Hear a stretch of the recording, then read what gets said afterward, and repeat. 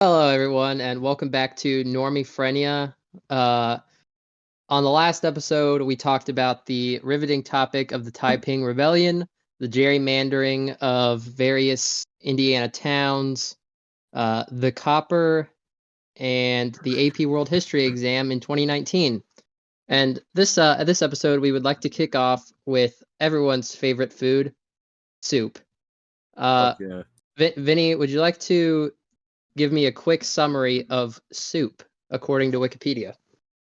No, because Wikipedia is fucking wrong.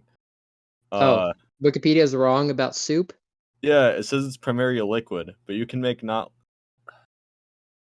Hang on, I should have read this before we started. That would have been smart. But it says it's Would you like primarily to liquid. restart? We could restart. No. I feel like we got to rock with this. Okay. Because this is genuine, right? We are performing the human experience right now. The human experience of soup.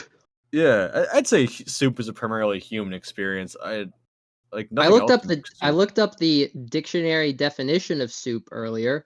Yeah. And its primary definition is a mixture of meat and vegetables, primarily in a boiled broth.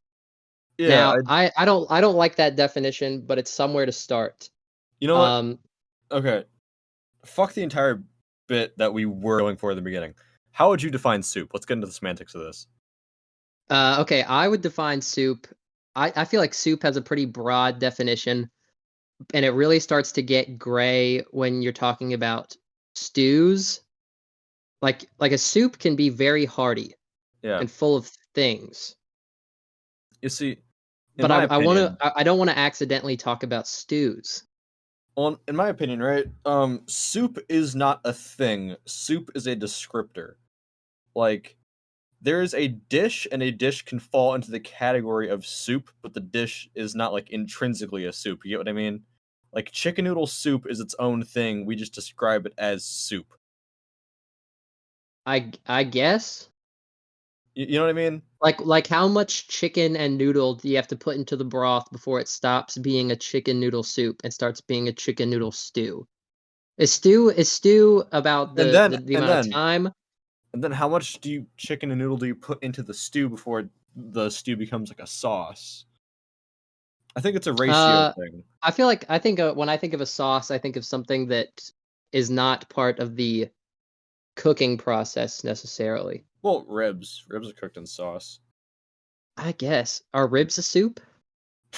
Are ribs a stew?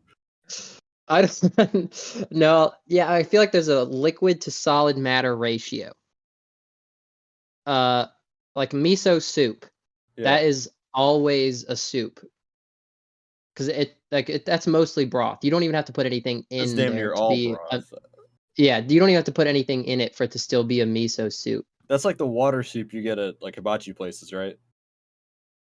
Yeah, just very salty. It's great. It's probably one of my favorites. But I'd like to run some. I polled a few people, and I actually have. I want to run a few of the polled people's favorite soups by you, and see if you consider those more of a stew, and just your general feeling about each soup. All right. So we're gonna start with specifically the tomato soup served at Panera Breads. I'm not familiar. Is that just red? Is it just a bowl of red? Generally, I think it's got chunks in it of just stuff you would put in a tomato soup. Personally, I think that is a textbook soup. Yeah. It's nothing. You can't mistake it for anything else. And subjectively, I consider it a very highbrow soup. I think it's in the upper tiers of soup that you can get. I'm not a big tomato soup fan. What about with a grilled cheese in the winter? With a grilled cheese, that's different, because then the grilled cheese becomes a medium for the tomato soup to be on, you know? So you could not eat tomato soup by itself? Oh, I physically could. If you put a gun to my head and said, eat the fucking tomato soup, then I would eat I would eat tomato soup. But if you gave me the option, then yeah. I'd rather eat it through the medium of a grilled cheese. All right, and then here are some ones where I think these will be a hot button discussion. Mm-hmm. One person when polled told me a soup that I've never actually heard of before in my entire life. What? Ham chowder. Ham. Ham. Not clam chowder. I did Google it when he said it. Ham chowder, not clam chowder. Okay, Now, would you consider chowders in the soup family? I'm basing this off of my knowledge of clam chowder. And Okay. while it is a thick soup, I would still call it a soup. But again, this goes back to what I was saying earlier. Soup is merely a descriptor of things like ontologically, it is a category that we made up, right? Okay. So you think all stews are soups? They're just very hearty ones? I suppose. Cause like what's your word? Not to get like reductionist about it, but you know how like biologically, like many vegetables are technically fruits because of like Yes. the biological definition of fruit. Mm-hmm. Like most of the like vegetable is almost purely a like a human definition of things in a culinary standpoint that holds no scientific background.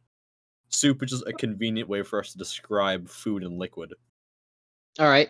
With that in mind, how do you feel about the concept of a ham chowder? I mean, this is gonna be a hot take, right? Go for it. I'm not a big fan of any seafood except for like fish. All right. So, Well, that ham is not a seafood. no this I understand that, but this is coming from a like clam chowder. I like clam chowder, but I don't like clam. I don't particularly like any shellfish. Okay. So I guess if you substitute the clam out for ham, I don't think I'd be too appalled. I feel like it does lean closer to like a baked like a not a baked potato soup, but like a hearty potato soup that you would dress like a loaded baked potato, like bacon, cheese, potato, chives, salt, pepper. Uh, I feel like in my I've never had ham chowder. Like I said, I literally had to look it okay, up to make sure it was I not a am joke. imagining like, is it New England's the white one, right? Or is it the red Yeah, I one? don't know if I've ever eaten clam chowder either. That's actually our Oh, next soup. clam chowder is That fucking heat. Like that's one of the few ways that I enjoy eating shellfish. I'm not a big Is in a fan of clam chowder. clam. I'm not a clam guy or Yeah, an I don't. oyster guy. Yeah, I don't eat clam or oyster. I don't eat oyster. Period. I don't eat. It, in my experience working in a seafood restaurant, we served oysters on the half, which is just obviously raw oyster, Yeah. and we had to like cut this muscle holding the meat to the shell, and it does have the consistency of mucus, and watching people eat it just reminds me of a big glob of mucus on a literal rock, a sentient living rock. That's its literal mucus that you're eating, and you're like, oh, that's really great. I'm not a fan of that. I think that's gross and it's weirdly expensive. Yeah. Well, I mean, uh, it's pretty common knowledge that lobster used to be like main prisoner food because it's just a fucking bug. It's a big bug in the water. It's a big immortal bug. Yeah. I've Uh, have I told you about my plans to make a lobster demigod? you have not. Wait, maybe a long time ago, but I probably let our have. viewers know about the lobster demigod in the works. So lobsters almost never die naturally. They have something fucky with their DNA where so when DNA splits as these like end caps on the end that kind of fizzle out the more they reproduce. So Mm-hmm. for humans, by the time you're like 80, shit's fucked and it starts making like bad errors and you die. But for lobsters, they have a protein that regenerates those. So biologically, they're immortal if they keep on living. Now, eventually, they will either starve, die of natural causes just because of being an animal, or they get so big because they never stop growing either. Lobsters can, they're both biologically immortal and they keep growing. So at a certain point, their shell gets so big and heavy that their muscles simply aren't dense enough to move their exoskeleton, and they just suffocate and die in the ocean floor, which is tragic. But Truly. if you were able to continue to feed and help it molt and move around, you can make a lobster as big as you want it to be, and create a lobster god. You want to know where I learned that fact? Huh. When I was in the 11th grade, for whatever reason, I guess this was like before anybody had like a solid opinion on Jordan Peterson You were as like a attacked by Jordan Peterson in a lobster suit. close. My dad got me his book, like 12 Rules of Life, Yeah. for my birthday, I think. And so after a chemistry test, I just started reading the book, and like the first chapter is just an incredibly long writing about like lobsters, this ability that lobsters have, and then like how they offensively and defensively communicate with each other, I think. That Hmm. was like 5 years ago now, but I just remember wondering why Jordan Peterson spent so long in the first chapter of his book about how to live your life, As a lobster. particularly as a young man, and how that made me a lobster. Now this wasn't part of the polled questions, but this is another soup that I dealt with at the seafood restaurant. Yeah. Have you ever had a lobster bisque? I think I have. What were That they? is probably the bisques are probably in my A tier of soups. I think the superior form of tomato soup is a tomato bisque. Remind me what a Uh, bisque is. I couldn't define it for you, but generally bisques, in my experience, tend to be much thicker liquids. Somewhere between whole milk and eggnog, if you need a consistency to picture. Oh, it's Uh, a smooth, creamier form of soup. yes, they're amazing. Tomato bisque is the best form of tomato soup, and the best place I ever had it was at this bakery in North Carolina run by a French guy. Mm. He made the best scones I've ever had. His name was Lionel. Yeah. Uh, he was great. So I go to college, right? I'm an educated man. That's right. And it's fun because I get to eat at the dining courts, and the one I live right next to is known for like its international food section. And so Hopefully that includes soups. it to a degree, but I have had like a lot of the worst quality and greatest variety Asian foods like ever.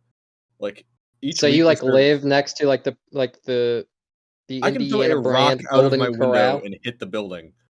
So you live like next to a Golden Corral, basically. Well, every dining hall to a degree is a golden corral, but this one's like the least golden corral-y of them. This is Um, more of a Silver Corral. so something like that. But it's like every week they have like a different Indian, Chinese, Korean dish, and it's always like the most mid thing possible. And every time I'm eating it, I'm like, damn, if this is made by like not a fucking 19-year-old college student trying to make a buck, this would probably be like a very good dish. Yeah, Mediterranean food rules. I don't It's like the wait, simplest food. hang on. I just listed 3 Asian countries, and you said Mediterranean food rules. Uh-huh. I thought I heard the word Mediterranean, and that's what I I'm gonna said keep talking about. Korean. Okay. Sorry, I'm thinking about your melanated, um, My Italian roots. Italian Dago skin. Um, uh, now I think that's all the. Yeah, we got one last one from my poll, Yeah. and this is not a soup I've had in some time, so I honestly can't even remember the taste of it. But how do you feel about lentil soup? What the fuck is a lentil? Like a I think it's bean? kind of. I think it's a bean. I, uh, I have feel I have no opinion on lentil soup. all right. Lentil soup has been disqualified from the soup world. Oh wait, this is literally just beans. This is beans and soup. Bean soup. Now it's not like a Hispanic bean soup. It's that is actually not Mediterranean, Middle Eastern. Okay, whoever the fuck calls it a lentil deserves death. I don't care. Okay, why? I said so. You know what a great fucking soup is? Oh, so you're not gonna elaborate on why they can't be called lentils? No. Minestrone. Ever had minestrone? It's been a while since I've had that as well, but I feel like I liked it. That's Like, like the kielbasa soup, what the fuck's a kielbasa? Polish sausage. No. This is I believe it's an Italian dish. Yeah, it's Italian. My grandma makes it all the time, and it's amazing. It's vegetables, usually some kind of pasta, usually some rice, beans, meat, onions, celery, like mint, absolute mint soup. Maybe the kielbasa, the stew soup with kielbasa I had also all of that in it. Maybe Maybe that's just also very standard soup and stew ingredients from that region of the world. Italy is not Polish. I do know that, That's fair. but I feel like all of those are pretty common vegetables for the whole Of Europe, yeah. place. With Uh, the did you say potatoes? No. no, I've had minestrone with potatoes in it. They're fine, but they're usually just like a filler. I like I'm ever since I got that fucked up Grubhub order about 30 minutes ago, and it came with baked potato, French fry, and mashed potato. That really got me thinking about the potato soup, and now I really want some of that potato soup, dressed like a loaded baked potato, but probably not with sour cream because I think that would be nasty. Yeah, sour cream and soup doesn't sound very appealing. No, not at all. Now, to close the opinionated soup section before I hit a real hot soup issue. We're gonna What is wait. what We're is closing the opinionated. Does that imply we're going to the objective soup section? in my opinion, yes. But All right. go ahead and let me know what your favorite soup of all time is and why. Ribs. Desert Island soup. Desert island. Mm-hmm. I don't think I've ever had a desert island soup. No. The soup you would take to a desert island. Oh.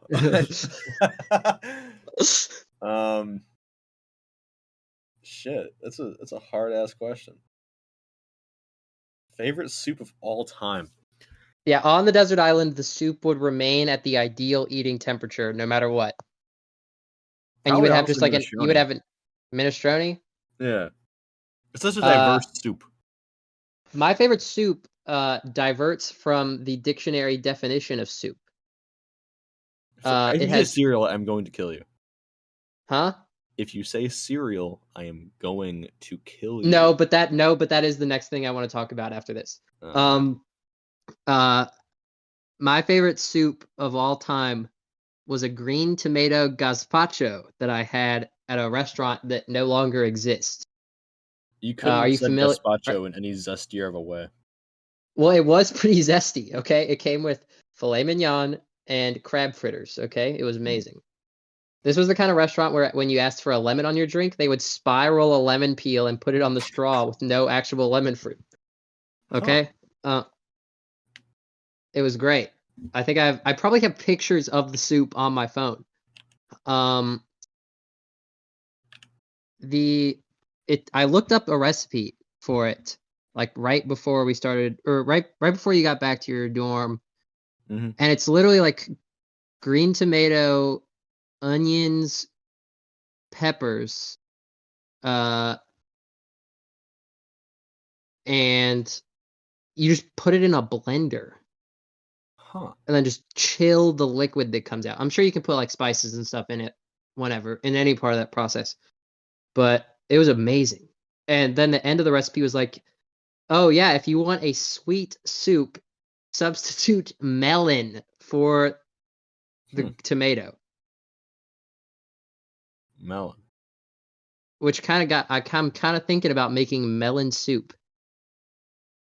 I mean, is there even like enough matter in like physical fruitness in a melon to make a melon soup? I would use. Wait, I mean, okay, I'm not okay, using. I wouldn't use watermelon. It would be like cantaloupe okay, or honeydew. yeah, okay, that makes sense then. Because I'm thinking like a watermelon just dissolving. How it just kind of turns to a slush. No, I can't imagine putting a watermelon. I mean, maybe watermelon, cantaloupe, and honeydew. Well, at that point, That's. you're just making a melon puree. I mean, I wonder what sort of other thing you put in that gives it. I mean, soup is it's supposed to be a liquid. Like, It's supposed to be a liquid, there's but supposed at to a be a certain liquid point, you're just making a base. fucking fruit smoothie. I guess at that point, it depends on the container that I put it in and what I use to consume it. Like if I spoon it out of a bowl, is that a soup? Which again, soup is just merely a man-made fucking descriptor. That's true. Soup's what you want it to be. However, With that in mind, cereal is a no. soup. I know. I knew you were transitioning into that, and I want to shove a metal rod through your eye socket. Cereal is a deconstructed grain and cream gazpacho. Yeah, you know how I said that anything we want to be a soup is a soup? I'm banning cereal from the list. Oatmeal is on thin fucking ice. Oatmeal. I think might be a stew. You can make an argument for oatmeal because at least that's like prepared in some manner. So is right? cereal. It's just a gazpacho. You know what a gazpacho is? I just kick your ass. You know that? You know what gazpacho is, Vin? Yeah, I know what a fucking gazpacho is. All right. All right. So how is cereal not a gazpacho? You know, break it down for me. Give me your definition of a fucking gazpacho. Gazpacho is cold soup. Yeah, cold soup.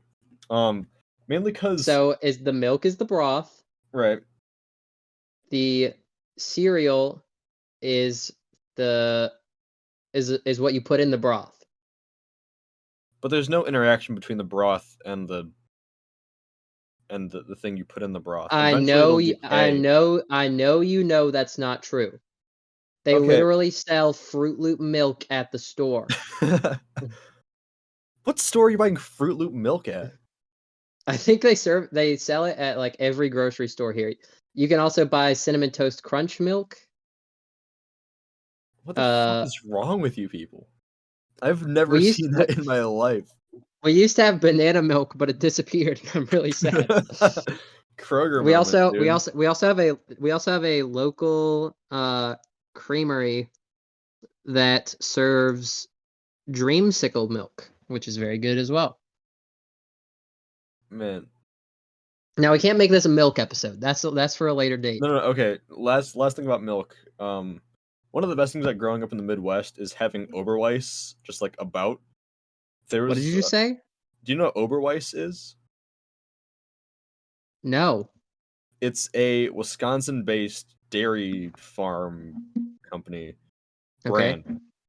And they sell milk in glass bottles, like glass gallons. Yeah, that's what our creamery does too.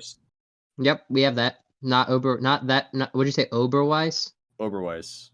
Yeah, we don't have that here. Yeah, here it's called the Homestead Creamery, and it holds the same reputation from what you've described. Is it from Wisconsin? No, it's from Rocky Mount, Virginia. Then you can shove it up your ass. You don't like Rocky Mount, Virginia? No, but I like Wisconsin better. It's it's like Wisconsin is the dairy place of the U.S. Like that is. Have you ever heard how the Onion describes Wisconsin in their atlas? No. The tagline for Wisconsin is "Land of 10,000 restarts." I mean, yeah, that's also true. Like they let me into bars. Really? They don't question it. I think there's laws there about like, oh, if you're like a minor with someone that is 21, you can just drink. Okay. Of the 50 drunkest counties in the U.S., Wisconsin has 35 of them. Like in rates of what's called excessive drinking. That's pretty funny, actually. Yeah, because that's the fuck all else in Wisconsin. Yeah. Apparently, you can deliver milk in glass bottles in a way that no one else ever could. Yeah. But I still feel like the Homestead Creamery got that local vibe. The local vibe. Yeah, you wouldn't get it. Corporate milk. Does Oberweis also make their own lemonade? I think maybe. I don't I don't All right, like I said, believe this they can't do, be a milk but I episode. wouldn't This doubt can't it. be a milk episode. Let's walk. Yeah. Let's walk it back to the main topic. Okay, cereal is a soup. Cereal is a soup, but I'm stronger than you and will beat you up. I'll beat you up. Okay, and you're homeless. I don't know what to tell you. Hey, I'm theoretically homeless in 9 months. Okay, I can. I'm theatrically homeless. Yeah. Yeah, but No, I got some. cereal is soup. No, no. If you let it Allow me to explain sit the long enough. homelessness. Okay, yeah, go ahead and explain the homelessness. Me and some other guys here are planning on building a Hooverville outside of the administration A building. what? A Hooverville? Are you not familiar? Did you not take your 8th grade history class? I did, but I don't think we ever learned about a Hooverville. No, in 8th grade I took civics. Well, President Herbert Hoover, I want to say that was his name. Okay. He fucked the economy bad, and then he refused to pay any of the World War I veterans their bonuses for fighting. Mm-hmm. And a lot of people were homeless, so in their anger, they built like tent cities outside either the Capitol or the White House. And they called them Hoovervilles because they were homeless because of President Hoover, and they were like on his doorstep. I don't think it was President Hoover. I think it was Woodrow Wilson. They were called Hoovervilles because of President Hoover. Like that was the entire thing. That was the Woodrow Wilson was president for like 3 years after World War I. Man, I'm just like parroting what I learned in a U.S. history class. I'm gonna look this up while you continue explaining to me Tent City. Anyway, yeah. So they're short about 8,000 houses. So we have 8,000 people that are potential candidates to join us in the tent city next year. All right, so Hoovervilles were not about World War I. Great They Depression. were about the Depression in the 30s. Ah. Yeah, Woodrow Wilson was the president from 1913 to 1921. Oh yeah, I forgot I feel like we had that discussion on the maybe before the last episode. No, that was between episodes, just going through the lists of irrelevant presidents. Yeah, you did not recognize most presidents. It's true. Which is bizarre. Maybe my school where I live, because I obviously, I live in Virginia. So, like, I think Virginia is the birthplace of a majority. The most presidents born from the same state were all from Virginia. If you can tell me that you've ever heard of Warren G. Harding, like I have heard of Warren G. Harding. Okay, James Knox Polk. Yes. I've heard of these presidents. Do I know much about them? No. Chester Alan Arthur. Like, come on. Yes. These people aren't real. I literally had multiple books about every president when I was a kid. John Tyler even looks fake. His portrait looks like AI generated. Too damn bad. Too damn bad. One day we are gonna have a president who has that. So don't say that too soon. Next president, it's gonna be the AI. It's gonna be Rocco's Basilisk, president of the United States. Everyone who listens, go look up Rocco's Basilisk. No, don't do it. It's gonna be off. No, they've already heard about him. Okay, but they don't understand it yet. I don't think it matters. Do they have to understand it, or they just have to hear the name? It's I believe the terms of Rocco's Basilisk are like you have to understand what it means, so then you can you consciously make the decision of the like. Oh, so it's not the same thing as the game. No, you bastard. Hey, everyone listening, you are now breathing and blinking manually. Your tongue is not sitting in your mouth the right way. We're fucking evil. All right. I don't want to talk about cereal soup anymore. All right, you got any closing statements on regular soup?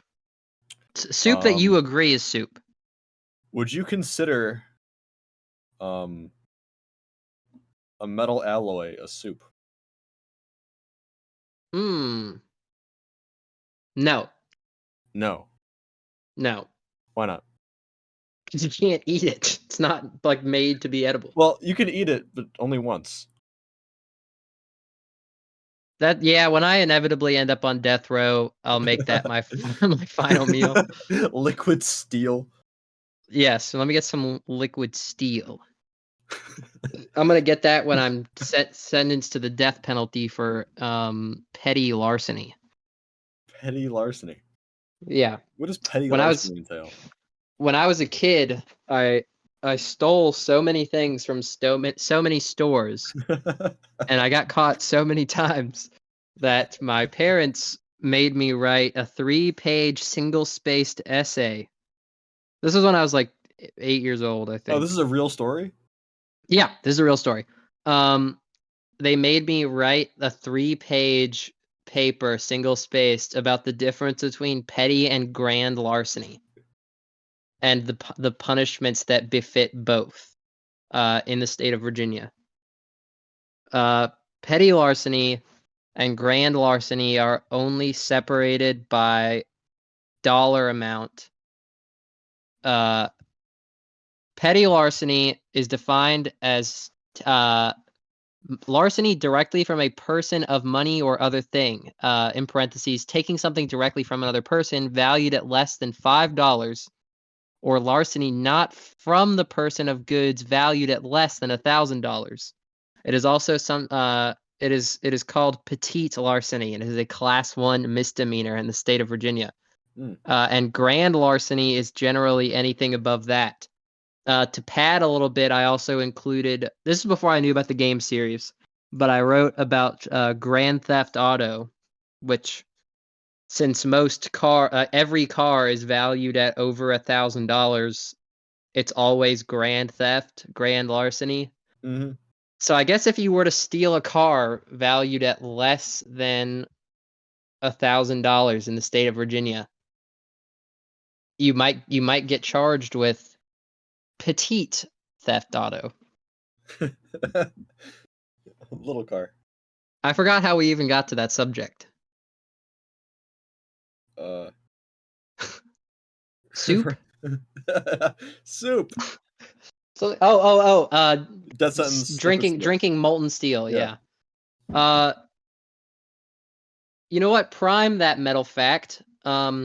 Because I got to read some news articles real quick, and we're going to have one of our top political correspondents from the field come in and give his incredibly thorough and detailed feedback of these news articles. So some recent happenings. The new Pokemon games are coming soon, I believe. I don't care about Pokemon, but I think they're coming out soon. So if they got robot Pokemon and they got old-timey Pokemon. That's the difference between the two games this time. Some Pokemon old, some Pokemon robots. In other news, a missile in the Ukrainian-Russian conflict killed 2 people in Poland. And so they pulled up Article 4 and have pulled together all NATO representatives. That's Article 5, dumbass. No, Article 4 is pulling all the NATO representatives together. Article 5 is having all of them declare war on the aggressor. My bad. Idiot. This is why you're not a political correspondent. Correspondent's nuts in your mouth. Shut up. This is why you a homeless correspondent. And final news article. What else is happening in the world? I'm making these up on the fly. Yep. What awesome thing has happened in the world?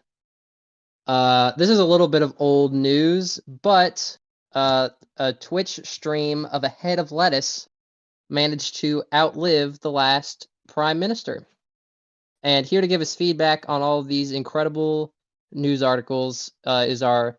He wishes to remain anonymous, but political correspondent, please give us your feedback on these news articles. I know that's right. Awesome. Thank you.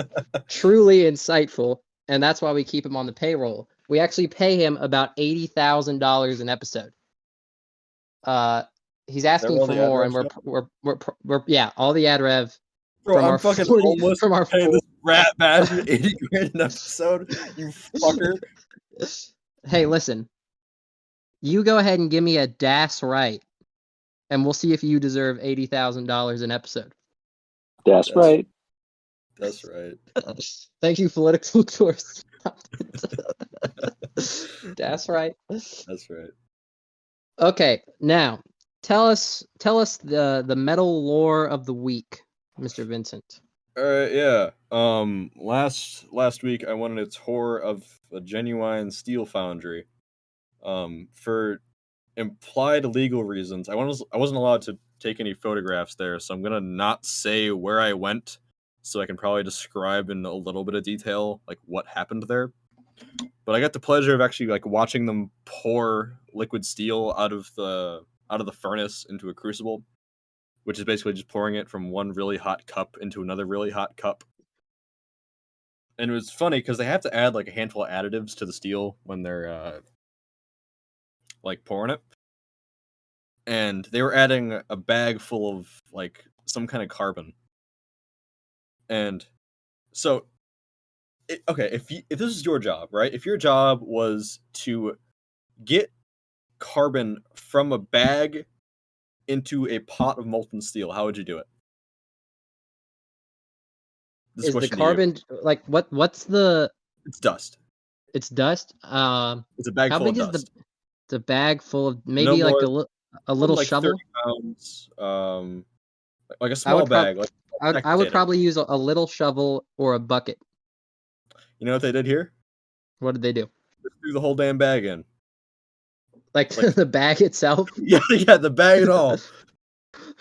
And then I was asking one of the people doing the tour guide, like, they didn't take it out of the bag, and they're like, oh, well, it's a bag full of carbon, and the bag's made of carbon, so it all kind of breaks down even. That's pretty good. I would like to see batches where they do and don't throw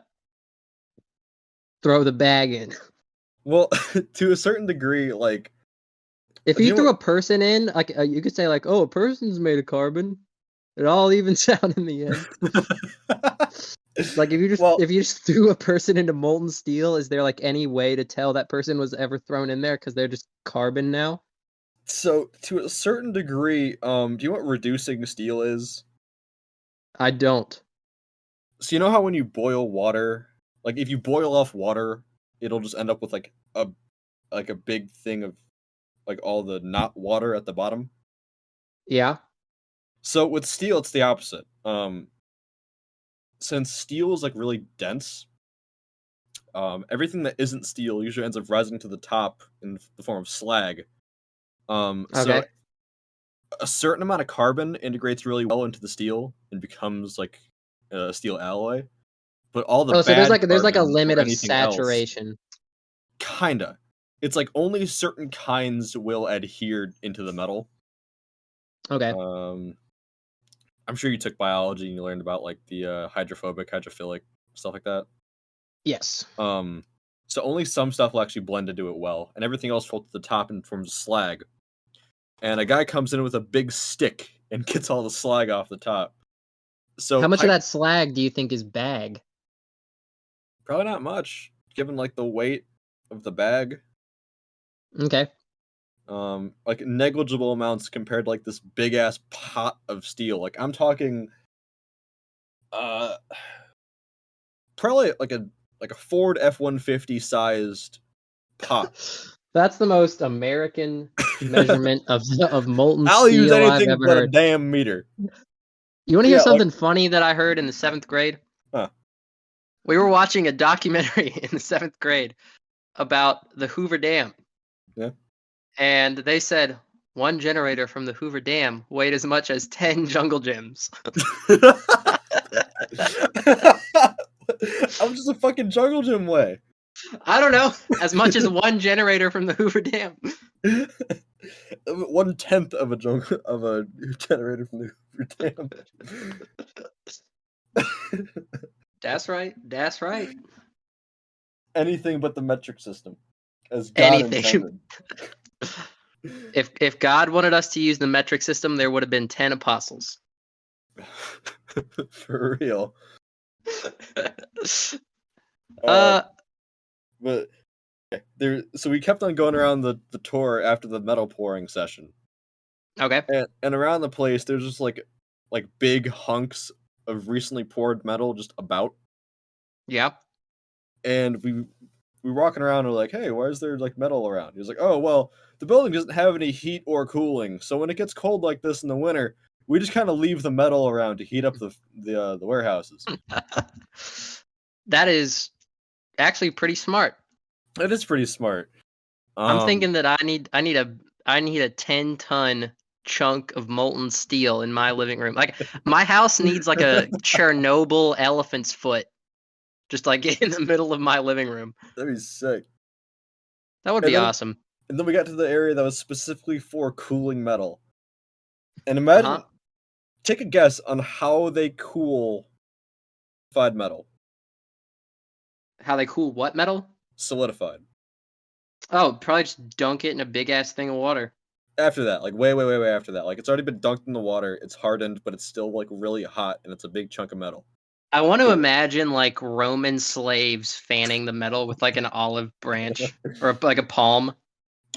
They lay it all out in a big room. And they blow on it with their mouths. Yeah. But in addition to all of them circling around it and blowing on it with their mouths, there's a sprinkler, just like a regular garden variety sprinkler that goes like over this big ass room of steel. So it's just misted like a vegetable at the grocery store. Exactly like that. Is this like after it's been shaped into what it needs to be shaped into? Yeah, or yeah. Like this is like after the metal pour. Like after. So it's just like steel It's just steel girders being watered. Pretty much. From what I could tell, they did some like really long pieces. The long pieces are my favorite. Why? So I want you to imagine a piece that looks roughly like a spoon, except the spoon's head has been like it's all solid. Imagine a spoon if the head was like went all the way around and was solid all the way through. Can you imagine that? I think that's the worst description of anything that's ever been given to me. Imagine a light bulb but with a really long spoon handle on it. Okay. So steel shrinks when it cools. When it goes from most things do. Yeah, when it goes from molten to solid, it shrinks around 2%. 2% on a very big casting like that is a big amount. Like this casting was also around the length of a Ford F-150. And so when it shrinks, the back end tends to want to go up. So to solve this issue, they put red hot chunks of steel on the spoon handle to keep it from moving. When I say red hot chunks, I mean like there's probably like a 5 yard by 5 yard by 5 yard cube of steel. Like damn. Like big ass cubes just on the handle. And we were like, why is that there? And they said, well, we can either use a hydraulic clamp to keep it in place, or we can drop big blocks of steel on it. So they dropped the cube on it. Yeah, they put the cube on it. I'm a big fan of the cube. I think they should paint it to look like a Rubik's Cube, or perhaps the Allspark from Transformers. That'd be sick as hell. Like, imagine the Allspark. The Foundry Allspark just chilling. They accidentally like crash like a forklift into it, and the forklift just transforms into a sentient robot. Starts throwing steel girders all over the place. Last thing... Actually, that would be badass. That would be badass. Last thing I'm probably going to mention about the Foundry, unless something else comes up, is the most badass job I've ever seen, the Flame Washer. Dude. I thought somehow you have one-upped the idea of a steel foundry having an Allspark. The Flame Washer. So what they do is they spray the casting with some kind of liquid that is alcohol based, and they do that to get rid of any impurities on the surface. And then they put down the sprayer and they pick up a literal fucking flamethrower and just go whoosh, and then it burns off all the alcohol, but it leaves everything else in the spray. and That's badass. the metal just sits there smoldering and flaming for like a solid 5 minutes, and that's your entire job. You just sit there flame washing metal. That guy probably has one of the coolest jobs in the world. And probably also like respiratory problems, but it looks. Is he just maskless in there? Just like respirator? Not even like any safety. Like he had earplugs in and safety glasses on. Otherwise, he was just wearing like a t-shirt and jeans. Fuck OSHA. It's probably a good thing you did not name the foundry that you went to. Anyways, the address is. Yeah. The address of this steel foundry is, and the employee's name was. You know what? I think that should be the future of pressure washing. We make everyone's house a 5-yard by 5-yard by 5-yard hollowed out steel cube. And a guy comes by with a power washer full of like Russian, or just straight unfiltered moonshine. Just power washes your house with it. And then he pulls out a can of hairspray and a lighter. Washes your house. That'd be sick as hell. I would pay a man to do that if I was forced to live in a steel cube. We gotta start the demand. We gotta start making the small house trend that's been going on. The steel cube house. Yeah, man. Can you imagine wiring that house and suddenly like every surface of your house becomes incredibly electrified? How well does steel conduct electricity? Well, it depends on the steel. Generally you're better off with copper, but it would conduct the electricity. Like it. Here we come back to the copper. Back to the copper. The Alaskans were right. You know what, Tristan? I'd give you a copper. That means a lot to me, Vinny. I would give you Asian animal pelts. What did the Asian people trade? Spices? British had sheet metal for copper. No, British had sheet metal for pelts. Then it was to the Chinese, and it was pelts for spices, and then it was back home and spices for sheet metal. I would give you spices. Thank you. Like I said on the last episode, I consider myself to be very Chinese, and I have to uphold that fact. Okay, I was talking to one of my buddies because I was shamelessly promoting the fact that I do a podcast now. And you told him that I was Chinese. No. He listened to it, right? And he was like, "Yeah, he doesn't sound really Chinese." That was never elaborated on. Do you want to elaborate on that? Yeah, to the. Can I say the name of the college? No, I'd prefer you didn't. To the Midwestern College student that I accidentally misled. I have to let you know that I'm not Chinese. I'm Taiwanese. I just think that Taiwan is the true China, and that's why I said that. I'm sorry that I accidentally misled you, and I hope that this clarification. I hope this clarification clears things up, and I'm really sorry. And I hope that you can still enjoy our content, knowing that I'm Taiwanese. My great grandfather was Chiang Kai-shek. Dude, if you're Taiwanese, then your dad has to be like fucking Rivers Cuomo. Huh? I was making a joke about you being a white guy. Oh, yeah. Goddamn you half Japanese girls. You do it to me every time. Rivers Cuomo. All right, that's real the words. First and last time we'll ever bring up Weezer on this podcast, so help me God. That's probably not even true. That's probably not even true, but I hope it is. Anyway, real quick, I'm gonna rank my top 3 Weezer albums. Oh boy. Number 1, the White Album. Number 2, the Blue Album. And number 3, Pinkerton. That's my top 3. Apologist. That's my top 3 because I have actually not listened to probably 3/4 of the albums that Weezer has made. I've listened to Blue. Blue is good. It's got a song about surfing, so you know it's good. I'm a surfer apologist. There's nothing wrong with you don't have to apologize for surfing. It's not I'm a sorry controversial to thing. I'm sorry to my haters who hate surfing. So true. My haters are in fact the Viet Cong. Charlie don't surf. I fucking love that movie. Apocalypse Me? Now is such a goated movie. Have you seen the director's cut? I have only seen the director's cut.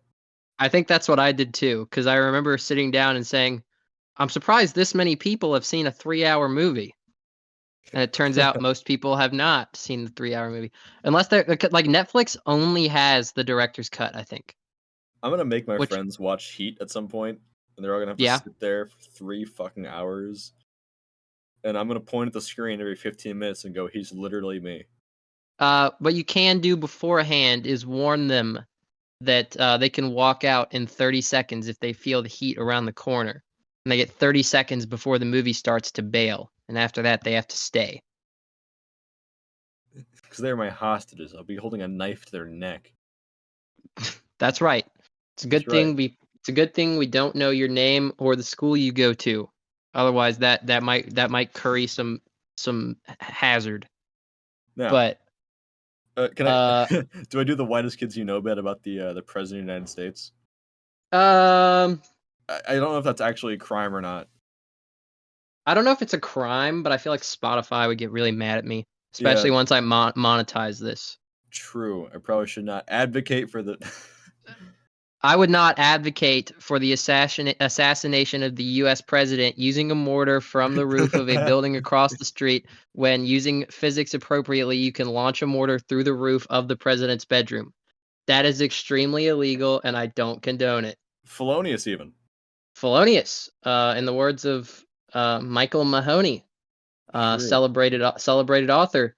You can do a lot of damage with an extension ladder and a good set of tools. I don't condone it. Didn't he die? Didn't someone kill him? Mike Ma? No. The guy from Whitest Kids You Know. Oh, I think like it's a conspiracy theory that he was murdered, but I think the official story is that he committed suicide. Oh. 2 bullets to the back of the head. I think he died doing what he loved, trying to assassinate the president using a mortar from the roof of a building across the street. I do not condone that behavior. Of course not. I'm glad. Huh? You had a voice crack. I'm mocking you. I'm mocking you on air. Oh yeah, that happens sometimes. I guess this is gonna happen before the next episode comes out. But when the next episode comes out, I will be 22 years old. Shit. Wait. And I think your birthday is also before the next episode, isn't it? It might be. You don't have to say the exact day of your birthday, but it is right after the next episode. Damn. Haha. So yeah, go ahead and when you hear this part of the episode, when you're listening, viewers, pause and sing me happy birthday. We're going to give you about 5 seconds of silence to pause during and sing happy birthday to me. Okay, thank you very much. I appreciate that and all your well wishes and definitely the money that you're going to send me on PayPal when you hear this episode. You can DM. And also sent you all of the money that would have gone towards getting me housing. You know what? That's really sweet of you. I'm going to spend it on Genshin Impact microtransactions. I should strangle you. I don't play Genshin Impact. I lied. But I'm going to get Genshin Impact and then I'm going to pay for a bunch of microtransactions and then delete it again. Again? Well, like delete it after having gotten it and spent a bunch of money. You said delete it again. Are you hiding something from me, Tristan? I don't know if I'm intentionally hiding it, but before I knew what the game was, I just saw something advertising like a console quality mobile game, and so I was like, "Oh, okay." What is this? Genshin Impact. I played Genshin Impact for 2 hours before I knew there was any hype surrounding it. Like I'd never heard anyone else say anything about it, and I played it, and I said, "Wow, I could play Breath of the Wild." Because the world literally looks like Breath of the Wild world. And I was like, oh, the character designs are like neat. Every character seems pretty distinct from one another. The flying ability is kind of cool. There's this cool boss fight with a dragon, who was supposed to be some like manifestation of a typhoon or whatever. And I was like, oh yeah, that's well and good. And then that's when they threw microtransactions at me, and I said no. And Did you then ever a hear few months about, later, you ever hear about Dauntless? no. It was like Fortnite tried making a like a Monster Hunter game, and as far as I know, it crashed and burned. But I downloaded it and I played it for probably about an hour. That's crazy because I feel like the regular Monster Hunter games also kind of crash and burn. Well, I, at least I they feel like have they're a in like, following. I guess I feel like it's the same thing as like Fire Emblem, where like you either don't know what it is or you have Asperger's. Man, if I list off all the TISM games I play, dude, I'm good at FTL. Like that's I that's a could sign. you know what I'm gonna expose your TISM games. Oh god, don't do me Vinny like plays a game where you like construct like a real life boat. this. Like you have to understand how to construct boats to play the game. It's not just boats; it's like ships, man. Like That's what submarines. ships are, boats. Yeah, but boats sounds lamer than ship. I guess. How many hours do you have in Mountain Blade War Banner? Bannerlord. It's Whatever. too many. I think it's one of my most played games on Steam. Actually, it's Bannerlord. You did not just soy jack me. I did. I did. Let me look. How many hours do you have in Stellaris? Not as many. Not that many. So in Bannerlord, I have 252 hours. Let me see how many I have in Boat Game. Oh god, this is taking me back. I have to actually scroll. I only have 139 from the depths. Now you know what's fucked up? Huh? You play this game where you spend so much time meticulously building boats, but you know what game you recommended to me? Huh? A game called Shipbreaker. Well, yeah, it's Pick a one. vicious cycle. It is a vicious cycle. Death and rebirth in the world of a boat. In the world of a boat. Imagine playing Microsoft Flight Simulator, but you have to build the Lockheed Martin airplane part by part before you're allowed to fly it around.